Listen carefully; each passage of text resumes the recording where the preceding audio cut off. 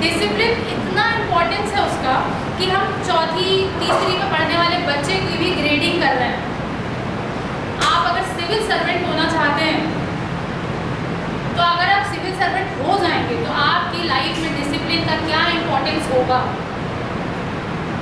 वो कहाँ से आएगा। वो ऐसा नहीं होगा कि आज एग्जाम क्लियर हुआ और कल से मैं डिसिप्लिन हो जाऊँगी, नहीं होगा। वो डिसिप्लिन मेरे अंदर होगा तभी एग्जाम क्लियर होगा, वो कंसिस्टेंसी मेरे अंदर होगी तभी एग्जाम क्लियर होगा। अभी जैसे हम लोग को सब बता रहे हैं कि अब होली दिवाली की छुट्टी भूल जाओ, या अब ये भूल जाओ कि बहुत वेकेशंस मिलेंगी, क्योंकि होली दिवाली में तो आप ही की काम है भाई, प्रशासन आप ही हो, आप ही को संभालना है, आप ही इंजॉय करने लग जाओगे तो फिर कैसे चलेगा। तो अगर आप अभी अपने त्योहारों को सेक्रीफाइस नहीं कर पा रहे हैं ना, तो जॉब आपके लिए है ही नहीं। तो वो सेक्रीफाइस का वो वाला पोर्शन अपने अंदर होना चाहिए। आई एम नॉट सेइंग कि आप फेस्टिवल सेलिब्रेट ही ना करना कभी लाइफ में, वो बात नहीं है, बट वो ज़ीद आपके अंदर होनी चाहिए कि मुझे काम करना है, मुझे वो आपकी तैयारी में वो चीज़ होनी चाहिए। डिसिप्लिन का कोई सब्स्टिट्यूट नहीं है, कोई सब्स्टिट्यूट नहीं। डिसिप्लिन इज समथिंग जो फॉलो करना है, उसका कुछ भी और नहीं। अगर हम आजकल बहुत सारी बातें करते हैं कि ये कर दो, शॉर्टकट है, पता नहीं मांगा, टेलीग्राम पे बहुत चैनल बन जाते हैं, टेलीग्राम का भी मुझे ज़्यादा आइडिया नहीं है मेरे पास। तो दोस्तियाँ आड़ी हो जाती हैं। लाइब्रेरी का बड़ा फैशन है, लाइब्रेरी जाते हैं क्या आप लोग? पता नहीं, मतलब आई वॉज कन्फ्यूज कि ये कैसी लाइब्रेरी है जहाँ बुक्स नहीं है। तो कुछ टाइम बाद पता चला कि यहाँ बुक्स नहीं होती हैं, यहाँ पे बैठ के बस पढ़ने के लिए ऐसा कुछ होता है। लाइब्रेरी का कॉन्सेप्ट गॉड नोस कहाँ से आया, अच्छा है बुरा है नहीं पता, बट आप लाइब्रेरी को पढ़ पा रहे हैं, फील फ्री, आप पढ़ो। इट्स जस्ट दैट कि वो डिसिप्लिन होना चाहिए।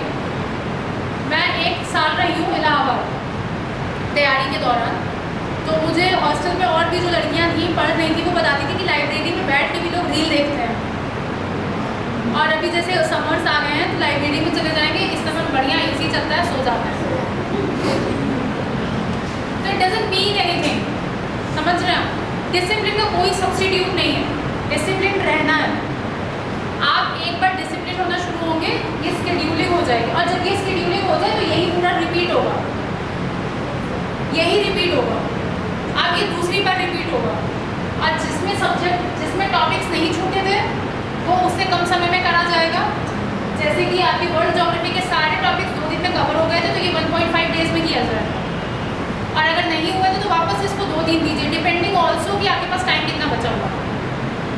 दूसरा revision same number of days से आप कर सकते हैं, लेकिन जो थर्ड रिवीजन होगा वो इसके हाफ टाइम में होना चाहिए। मॉडल हिस्ट्री आपकी 5 दिन में यहाँ कवर हो रही थी, वहाँ पे आपकी 2.5 दिन में कवर होनी चाहिए। कोई भी प्री हम दे रहे हैं कम से कम 3 रिवीजन देके प्री देंगे, मिनिमम 3 रिवीजन होना ही होना चाहिए। और आखिरी का जो रिवीजन होता है, लास्ट रिवीजन, वो सारे सब्जेक्ट्स का मिला करके आपका 8-9 दिन में होना चाहिए। कम से कम लास्ट 1 वीक में आपने सब कुछ गो थ्रू किया हो तभी आप प्री दे पाएंगे, नहीं तो रिकॉल हो नहीं पाता है। इतना कुछ है पढ़ने को, इतना रिसोर्स है पढ़ने को कि वो रिकॉल हो नहीं पाएगा। इसको हटा दूँ, मेंस पे बात करते हैं। प्री का हो गया ना, मेंस की ऑलमोस्ट बात तो हो चुकी है, बट ऐड कर दीजिए इसी में ऐड कर। अच्छा, मेंस का जो फोकस है वो 3 चीज़ों में होना चाहिए। मेंस में क्या चाहिए आपको, क्या करना होता है? मेंस में आंसर राइटिंग करनी होती है। आंसर राइटिंग करने के लिए क्या चीज़ नेसेसरी है, क्या चीज़ होनी चाहिए? बहुत जल्दी आ गया, जनरली ये आता नहीं है। और क्या होना चाहिए? और क्या होना चाहिए बोलते रहिए। और हैंड राइटिंग, ठीक है। टाइम मैनेजमेंट बोल रहा है कोई?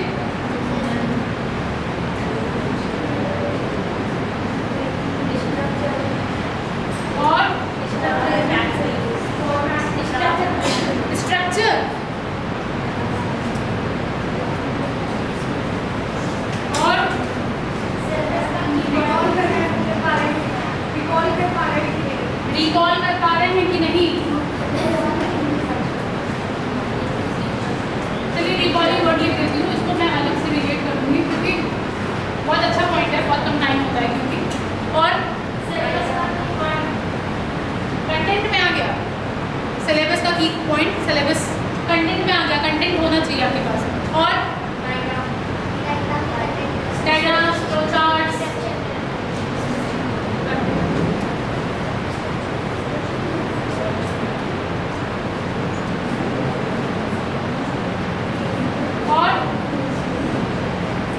और कुछ होना चाहिए मेंस क्लियर करने के लिए, और मेंस हमें क्लियर करना है, लिख के मज़ा किसी को नहीं आता, क्लियर होना चाहिए। और क्या चाहिए? सारे क्वेश्चंस अटेम्प्ट करने हैं, छोड़ के कुछ नहीं आना है।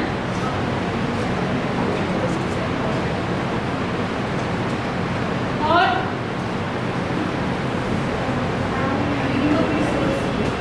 मिनिमम रिसोर्स उसको डिस्कस कर लेंगे, बहुत बहुत नेसेसरी है, उसके बिना पेपर क्लियर नहीं होगा। इधर लिख लेते हैं।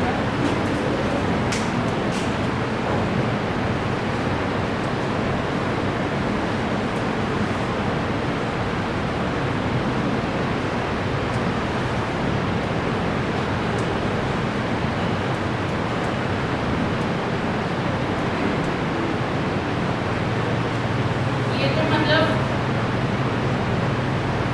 और कुछ चाहिए? मेंस पे फटाफट से डिस्कस कर लेते हैं। मिनिमम रिसोर्स वाली बात तो मतलब आप मान के चलो, अगर मिनिमम रिसोर्स नहीं है, आप इस गेम में है ही नहीं।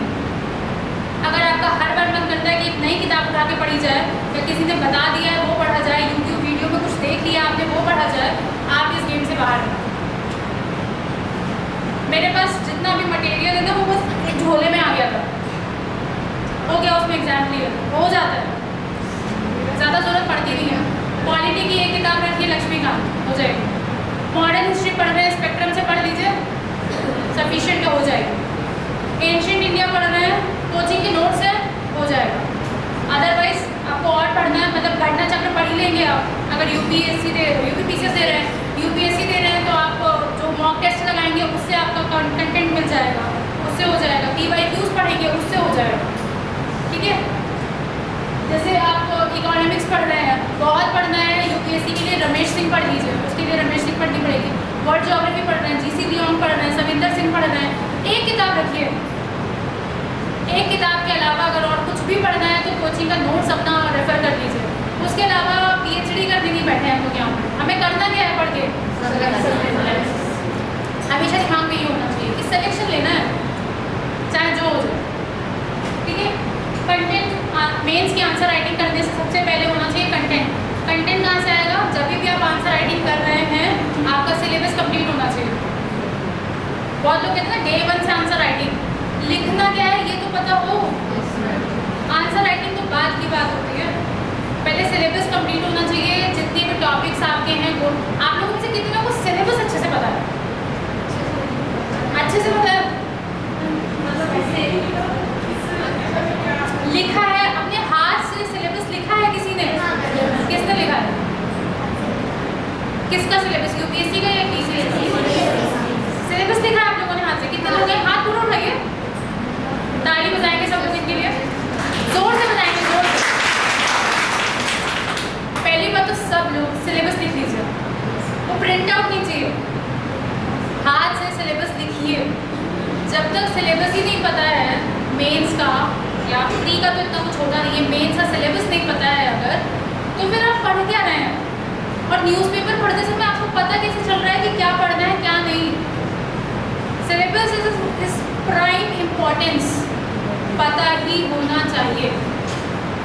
जब सिलेबस सही से पता होगा तभी आप कंटेंट फिल्टर आउट कर पाएंगे, ठीक है।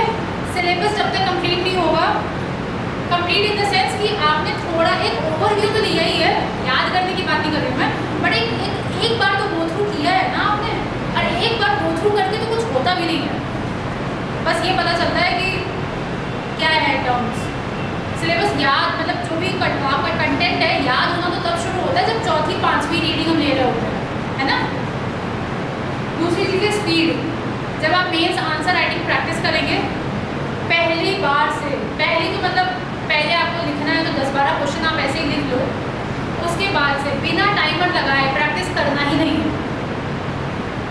टाइमर लगा के प्रैक्टिस करना है, कुछ भी लिखिए, गिबरिश लिखिए, बिना टाइमर के नहीं लिखना है। टाइमर से होता क्या है, प्रेशर डेवलप होता है, and it's all about pressure in mains, even in pre, but mains में सब कुछ प्रेशर का खेल है।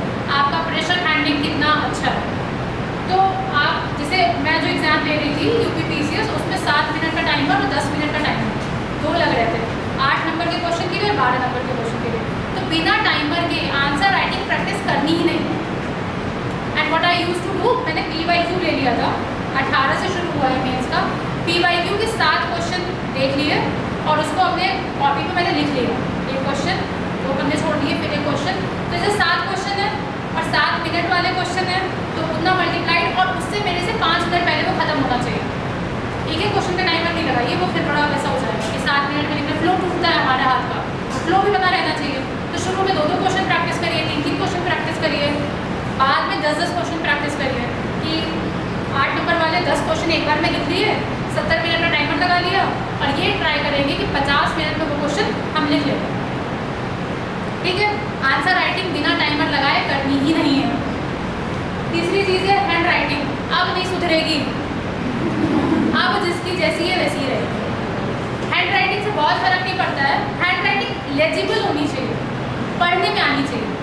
अब वो तो मतलब 10th के बोर्ड्स में सिखा देते हैं ना वो तो, कि अगर आपको पढ़ना नहीं आ रहा है किसी एग्जामिनर को, तो वो मेहनत क्यों करेगा, उसको नंबर और कॉपीज अपनी बढ़ानी होती हैं, ये सब तो 10th में सुन लेते हैं ना, मैंने तो 10th में ही सुना था। तो हैंड राइटिंग अपनी लेजिबल रखिए, बस सुंदर है तो क्या पता वो खुश हो जाए, लेकिन अगर आपने पूरा लिखा हुआ तो नहीं खुश होगा, काट लेगा नंबर। और तो हैंड राइटिंग का फ़ायदा तभी मिलेगा जब कंटेंट अच्छा होगा, और हैंड राइटिंग का नुकसान होने का चांस यही है कि बिल्कुल पढ़ा ही नहीं जा पा रहा है ना, बहुत मेहनत करनी पड़ रही है, वो उधर बहुत सीनियर फैकल्टी बैठी होती है, बहुत सीनियर लेवल के ऑफिसर्स बैठे होते हैं, तो अगर पढ़ा ही नहीं जा पा रहा है तो फिर वो मेहनत नहीं करेंगे आपकी कॉपी पढ़ने में, और बहुत कॉपियाँ पढ़नी होती है, बहुत कम टाइम होता है। तो हैंड राइटिंग लेजिबल होनी चाहिए बस, उससे ज़्यादा इसका कोई वेटेज नहीं। टाइम मैनेजमेंट वाली बात तो वही, अभी स्पीड वाली बात हो गई ना, टाइम मैनेजमेंट वही है।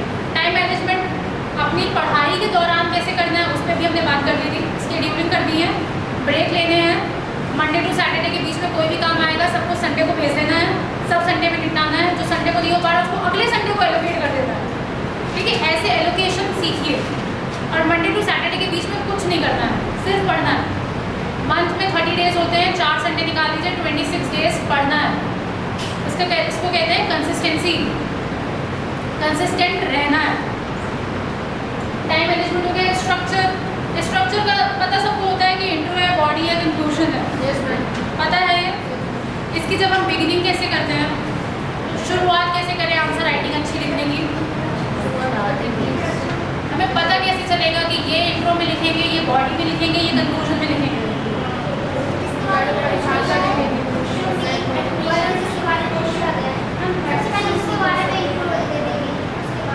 ठीक है, अगर किसी को जैसे कोई मेरी तरह है, जैसे आपको तो पता है, आप जो बता रहे हो सेकेंड स्टेप है, कोई अगर मेरी तरह है जो ये जानता ही नहीं है कि लिखना कैसे है, मतलब मेरा ये वाला सीन था, टू बी ऑनेस्ट, कोई फेंकने वाली बात नहीं, तो मुझे ये नहीं आइडिया था कि आंसर होना कैसा चाहिए, मतलब थोड़ा फेयर है ना, मैं पढ़ नहीं रही थी 7-8 साल से, मैं जॉब कर रही थी, तो नहीं पता था मुझे।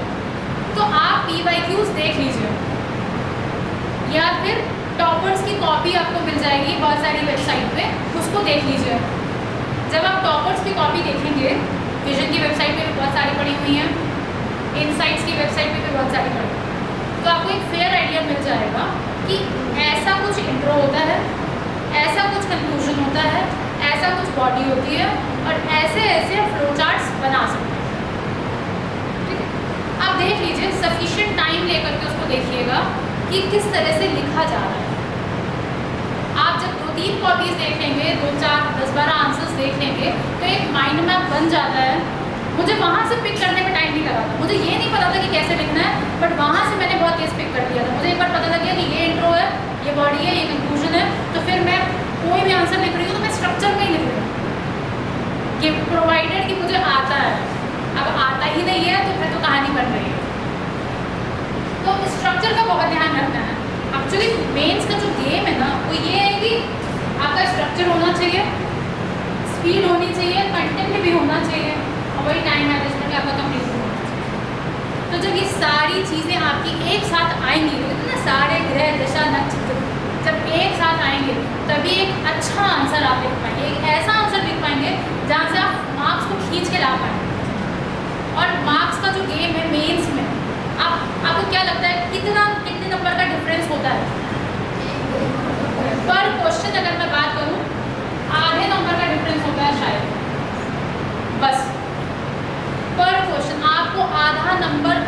निकालना है, इससे ज़्यादा का डिफरेंस होता ही नहीं है। कहते हैं ना आधा ही नंबर तो है, वही डिफरेंस है।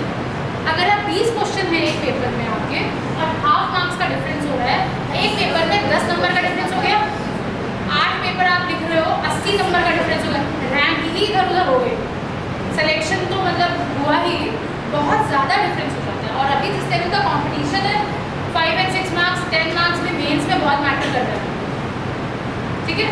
तो हमें आधा नंबर ज़्यादा चाहिए, या आधा नंबर मिलेगा कहाँ से हमें, कहाँ से मिलेगा?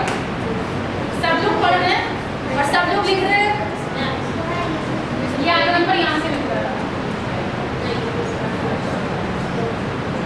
आप जब फ्लो चार्ट डायग्राम मैप बनाते हो तो उससे एग्जामिनर को क्या पता लगता है? तो कंटेंट से भी पता लग रहा है। और बताइए, आप अपनी बोलेंगे, और बताइए हाँ अपनी बात को प्रेजेंट कैसे कर पा रहे हैं? पीछे से बताइए, आप बताइए, पीछे कोई बताए, कोई वॉलेंटियर करे। प्रेजेंटेशन तो अच्छा है, वो तो बात हो गई, उससे पता क्या लग रहा है, मतलब क्या निकल रहा है उसका,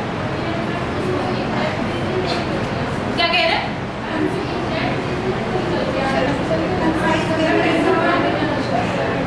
उससे ये पता चलता है कि आप रट्टा मार के नहीं आए, ठीक है। आपकी जो इन डेप्थ नॉलेज है वो है आपके अंदर, ऐसा नहीं है कि यहाँ पे खड़े होकर किसी ने आपको कुछ पढ़ा दिया, वो पढ़ करके आप आ गए और आपने लिख दिया। जब भी आप फ्लोचार्ट डायग्राम मैप बनाएंगे तो उससे ये पता लगता है कि आपने उस पर सोचा है, उस टॉपिक पे आपको उसका इन डेप्थ नॉलेज है, आपको पता है कि इसका लेफ्ट राइट और सेंटर क्या है। कोई भी सोशल इशू पे आप लिख रहे हैं अगर कुछ, तो उसका अगर आप डायमेंशन दे रहे हैं कि हर वर्ग पे उसका क्या फ़र्क पड़ रहा है, तो उससे ये पता चलता है कि सोचा गया। मतलब हमें अधिकारी वैसा ही चाहिए ना जो सोच पाए, अधिकारी वो नहीं चाहिए जिसको कहा जाए कि ये कर दो और तू ये कर दे, फिर तो हम किसी को भी हायर कर लेंगे। डिसीजन मेकिंग करनी है ना आपको, डिसीजन मेकिंग कब कर पाएंगे आप? जब सोच पाएंगे। तो सबसे इम्पॉर्टेंट चीज़ हो जाती है कि आप कितना अच्छा सोच पा रहे हैं, कितनी जल्दी सोच पा रहे हो। और ये ऐसा नहीं है कि मेंस की तैयारी के दौरान होती है, ऐसा नहीं होता है। जिस दिन से आप प्रिपरेशन अपनी शुरू करते हैं ये उस दिन से होती है। आपकी सोचने की कैपेसिटी बढ़ती रहती है day by day, day by day. आप लोगों में से कितने लोग हैं जिनको 1 साल से ज़्यादा हो गया है तैयारी करते हुए? कितने लोगों को 2 साल से ज़्यादा हो गया है तैयारी करते हुए? जिनको भी 1 साल से ज़्यादा हो गया है, जब उन्होंने तैयारी शुरू की थी और अब में कुछ बदलाव आया, उनकी पर्सनालिटी में कुछ चेंज आया? क्या चेंज आया? नॉलेज। और क्या चेंज आया? तो बात करने का तरीका चेंज हुआ है। और क्या चेंज आया? नॉलेज। ठीक। तो कहने का मतलब ये है कि जब भी आप सेवा की तैयारी में आते हैं, अगर आप एक चीज़ आप लोगों को ये लगती है, जैसे मुझे ये चीज़ बहुत लगती थी कि मैं सही पढ़ रही हूँ या नहीं, लगती है कि मतलब यही पढ़ना होता है या नहीं, ऐसा तो नहीं कि कुछ और पढ़ना होता है जिससे सिलेक्शन होगा, ऐसा लगता है क्या? तो इसको जज करने का जो सही तरीका है वो ये है कि आप ये देख लीजिए आप में चेंजेस आए हैं कि नहीं, मतलब पॉजिटिव चेंजेस आए हैं कि नहीं। अगर आपकी सोच में थोड़ा सा भी बदलाव आया है, थोड़ी सी भी गहरी हुई है सोच, थोड़ा सा भी मच्योर हुई है सोच, अगर आपको कोई कुछ बात कह रहा है तो आप उसका ब्लैक एंड वाइट नहीं देख रहे हैं, पॉजिटिव नेगेटिव नहीं देख रहे हैं, अगर आप उसका ग्रे एरिया देख पा रहे हैं तो आप सही तरफ हैं। क्वेश्चन है, बताइए।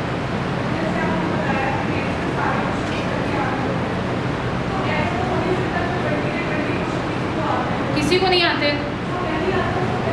बहुत अच्छा क्वेश्चन। हम लोग कहानियाँ लिख के आए हैं सब लोग, बहुत अच्छे अच्छे क्वेश्चन थे। GS 5 और 6 पहली बार हो रहा था, तो एक क्वेश्चन था, आयुष यूनिवर्सिटी सबने पढ़ा होगा, कहाँ पे है? मुझे नहीं पता था।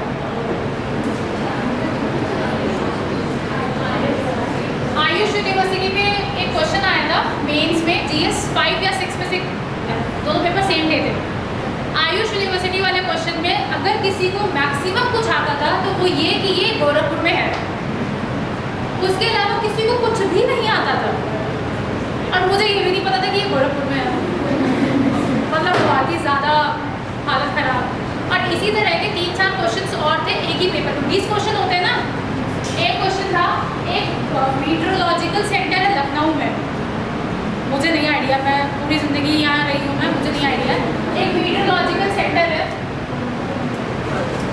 जो कि वेदर एंड ऑल की फोरकास्टिंग करता है, उस पर क्वेश्चन था। हेल्थ पॉलिसी बहुत आई हुई थी क्योंकि गवर्नमेंट चेंज हुई थी ना 22 में, तो पॉलिसी बहुत थी पढ़ने को, खूब पॉलिसी पढ़ी थी हमने। बट जो पॉलिसी आई थी ना वो 2018 की थी, किसी ने नहीं पढ़ी। कौन पढ़ता है? पढ़ते हो क्या आप? 2018 की हेल्थ पॉलिसी यूपी की क्या थी, कोई पढ़ रहा है? ये क्वेश्चन था। एंड यू वोंट बिलीव, पूरे स्ट्रक्चर के साथ ये आंसर्स लिखे गए हैं। और सिर्फ मैंने नहीं लिखे हैं, सबने लिखे हैं। और हम सब ये बात कर रहे होते हैं कई बार अकेडमी में कि अगर ये आंसर्स पब्लिक हो गए और मुझे लगता है जिसने इस आंसर्स को, जिसने भी इनको स्ट्रक्चर में डाल करके इंट्रो बॉडी कंक्लूजन लिखा है ना, उसका मेंस हो गया है।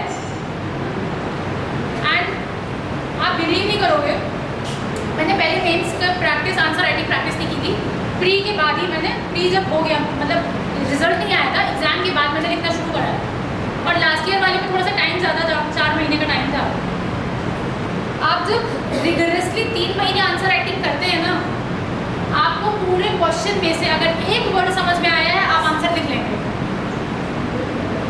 आप लिख लेंगे। ये आप मेरी तरफ से कॉन्फिडेंस रखिए, ये वाला आप, ये कॉन्फिडेंस आपके अंदर डेवलप हो जाएगा। इतना रिगरस होता है। उस टाइम पे जो मेंस का टाइम था तब मैंने करी है कि यहाँ 8-8, 10-10 घंटे जो पढ़ाई होती है तब की गई है, क्योंकि तब तो बट ऑब्वियस ना यार, प्री हो गया है, मेंस लिखना है, आंसर राइटिंग करनी है, सिलेबस कंप्लीट नहीं होगा, तो तब होती है पढ़ाई कि आप 8-10 घंटे रोज़ पढ़ते हैं।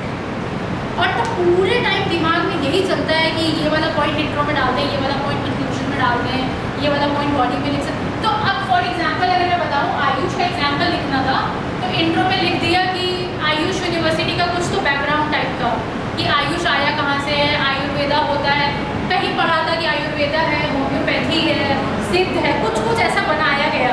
And it is situated in UP. मैंने तो ये लाइन लिखी है, जिसको गोरखपुर पता था उन्होंने गोरखपुर लिखा है, ठीक है।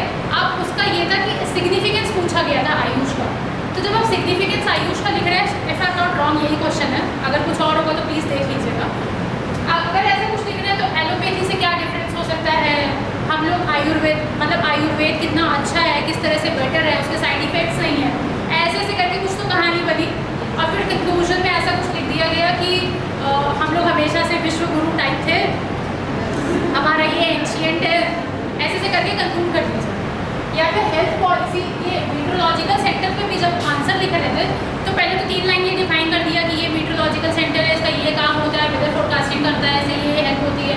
फिर आई गेस उसके एडवांटेजेस काइंड ऑफ कुछ पूछा गया था, तो अब उसमें कि उसके फ़ायदे क्या क्या हैं, तो आप एग्रीकल्चर को मैनेज कर सकते हो, आप डेमोग्राफिक डिविडेंड का यूज़ किस तरह से कर सकते हैं, अगर कोई डिज़ास्टर मैनेजमेंट है तो कैसे आप कर सकते हैं, तो इस तरह के पॉइंट्स आपके आएंगे।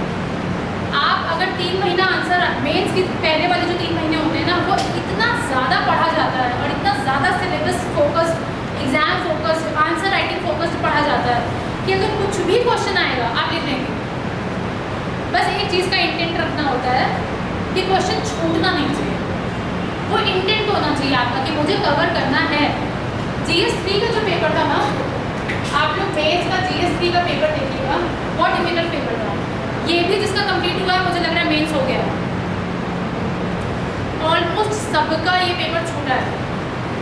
मेरी हैंड राइटिंग तो तेज़ है, मतलब मैं तेज़ लिख लेती हूँ, मेरा 10 मिनट पहले ये पेपर खत्म होता है। जनरली मेरे सारे पेपर 15 मिनट 20 मिनट पहले खत्म हो जाते हैं। ये पेपर मेरा ही जब 10 मिनट पहले खत्म हो तो, और मेरी क्लास में सभी की कॉपी ऐसी थी छीनी ही जा रही थी, बहुत लेंथी पेपर हो गया। और GS3 पूरा डायनेमिक पेपर है, पूरा करंट अफेयर्स बेस्ड पेपर है, साइंस है, टेक्नोलॉजी है,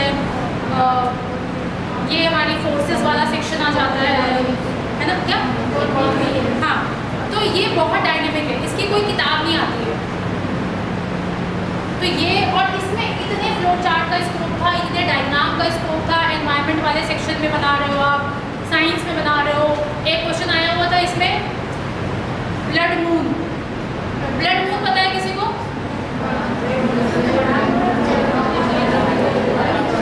आपका जो क्वेश्चन था वही था, ब्लड मून आया हुआ था। हम लोग पेपर देके बाहर निकले, सब एक दूसरे से पूछ रहे थे क्या था, और लिख के सब आए थे। सबने थोड़ा थोड़ा रिकॉल किया था कि कुछ तो लूनर एक्लिप्स होगा, सोलर एक्लिप्स होगा, मून से रिलेटेड है, चंद्रमा लाल हो जाता होगा, लिखा सबने।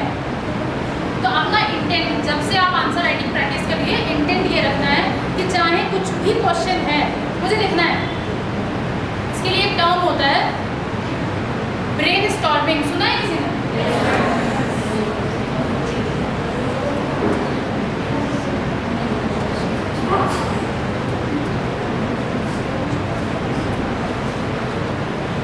ब्रेन स्टॉर्मिंग एक वर्ड होता है। ब्रेन स्टॉर्मिंग का मतलब ये होता है कि हम 4-5 लोग बैठ जाएं और कोई टॉपिक उठा लें और उस पर पॉइंट्स सोचें कि ये हो सकता है, वो हो सकता है, ऐसा हो सकता है, वैसा हो सकता है। जैसे कि सोसाइटी के वाले टॉपिक्स पे ऐसा बहुत बार होता है कि आजकल लव मैरिजेस चल नहीं रही हैं या डिवोर्स रेट्स बढ़ गए हैं, तो 4 लोग बैठ के ये सोच रहे हैं। सबसे ईजीएस्ट एग्जाम्पल मैं बता रही हूँ कि ऐसा क्यों हो रहा है। भाई वीमेन फाइनेंशियली इंडिपेंडेंट हो गई है, इस वजह से हो रहा है। महिलाओं को अपने राइट्स के बारे में पता चल गया है, इस वजह से हो रहा है। वो अच्छा ग्रो कर रही हैं, करियर ओरिएंटेड हो गई है, इस वजह से हो गया है। समाज हमारा लिबरल हो गया है, अगर लड़की अकेले रहती है तो उसको ताने मारने नहीं जाता है, इस वजह से हो गया। इसको हम कहते हैं ब्रेन स्टॉर्मिंग। तो जो भी आपका मेंस वाला जो सेक्शन होता है, आंसर राइटिंग जो होती है, वो आपका ब्रेन स्टॉर्मिंग फोकस्ड होती है।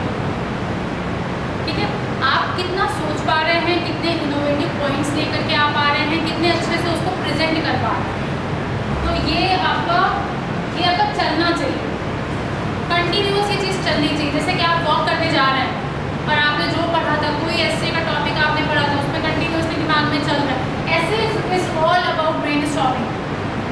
ऐसे की जो प्रिपरेशन होती है वो सिर्फ यही होती है। मैंने कुछ प्रिपेयर ऐसा तो नहीं किया था, बट ये था कि जो मेंस वाला टाइम था उसमें मैं संडे को सिर्फ एस्से और हिंदी पढ़ती थी। तो जैसे 2 एस्से लिख लिए, बाकी टाइम हिंदी पढ़ ली, मेरी इतनी प्रिपरेशन थी। ऐसे का ब्रेन स्टॉर्मिंग से कनेक्शन पूरा यही है कि आप उसके कितने एंगल सोच पा रहे हैं। कोई भी टॉपिक आप उठा रहे हैं, कितने मल्टीपल पॉइंट्स को आप टच कर पा रहे हैं। उसके आप सोशल एस्पेक्ट्स देखिए, पॉलिटिकल एस्पेक्ट्स देखिए, एनवायरनमेंट में क्या फ़र्क पड़ेगा, इंटरनेशनल रिलेशंस में क्या फ़र्क पड़ेगा, उसके लीगल प्रोविजंस क्या हैं, उसके कॉन्स्टिट्यूशनल प्रोविजंस क्या हैं, ये सारी चीज़ें वो ही मेन्स है। अटेम्प्ट का हो गया। अटेम्प्ट तो मतलब छोड़ना तो है ही नहीं, क्यों छोड़ेंगे तो फिर सिलेक्शन तो नहीं होने वाला। आता है नहीं आता है, कुछ भी है लिख के आइए। और मेन से पहले सब लोग मॉक का एक टेस्ट सीरीज़ लगा लीजिए। आपके यहाँ प्रोवाइड की जाती है, अगर प्रोवाइड की जाती है तो वेल एनफ, नहीं तो आप और भी ले सकते हैं, मार्केट में अवेलेबल होती है। मैंने मेक IAS की ली थी, उनकी अच्छी है। आपके यहाँ कैसी होती है आप देख लीजिएगा, आपके यहाँ भी होती होगी तो वही कर लीजिएगा और उसको सीरियसली लीजिएगा। ये नहीं कि उसको लेके आ रहे हैं और रूम में बैठ के लिख रहे हैं, नहीं। आप 3 घंटे का टाइमर लगाइए, वो मॉक पेपर लीजिए और उसको अच्छे से लिखिएगा। वो चीज़ हमें ऐसे के साथ भी करनी है। ऐसे के साथ फ़ायदा ये होता है कि ऐसे का कोई भी PYQ का टॉपिक उठा लिया और ऐसे लिख के देख लिया और चेक करवा लीजिए दोस्तों से, घर में भैया दीदी कोई हो उनसे, या आपके यहाँ टीचर्स अवेलेबल रहते हैं उनसे। तो ऐसे लिखिए, ऐसे आपका अच्छा होना चाहिए। और ऐसे के लिए कुछ अलग से पढ़ने की ज़रूरत नहीं होती है, कोई किताब पढ़ने की ज़रूरत नहीं होती है।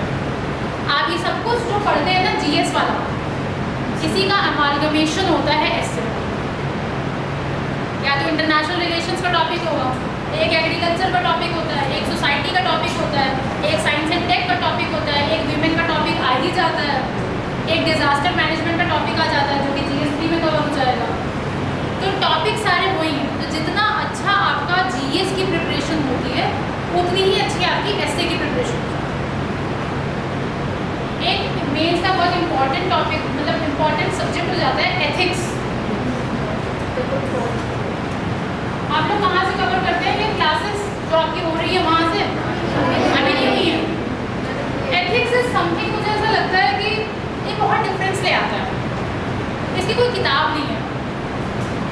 ठीक है, अब चाहे वो UPSC हो और चाहे वो UPPCS हो, दोनों ही जगहों पे एक सिलेबस है, उस सिलेबस में कुछ वैल्यूज़ दी हुई हैं।